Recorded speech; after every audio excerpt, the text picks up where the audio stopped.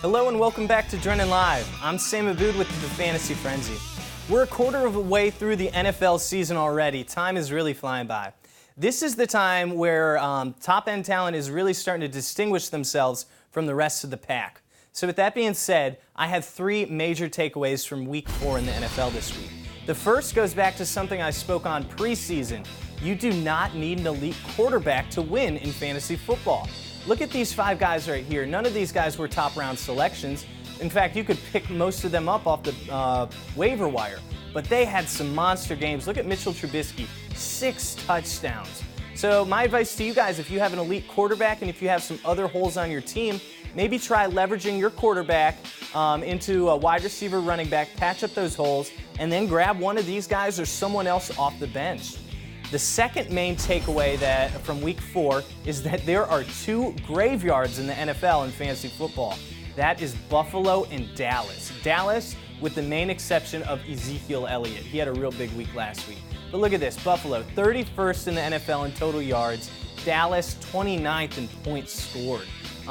If you got LaShawn McCoy on your team, which I have him on mine, oh my goodness. He looks like a shell of himself. He's not getting any opportunities. Dak Prescott is falling apart. No receivers are stepping up there in Dallas.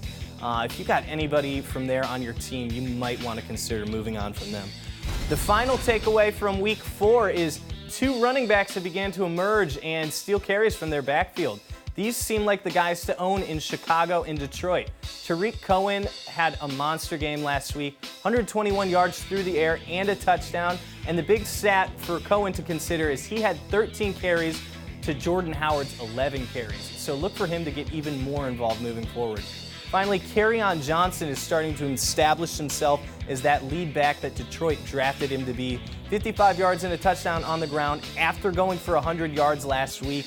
He's looking strong. Scoop him up if you can. Don't forget to go ahead and check us out on Twitter and Instagram at TFFrenzy. Hit us up with any lineup questions you guys have. I was listening to the show yesterday. Someone wanted to know, for next week, should they start Baker Mayfield or Alex Smith? So let's look at it this way. Alex Smith is going up against New Orleans, who's the 30th overall ranked pass defense. Baker is going up against Baltimore, who's the 5th overall pass defense. If that's not enough, Alex Smith is also coming off of a bye week, which means he has even more time to prepare for the Saints. So I would go with Alex Smith if I was you.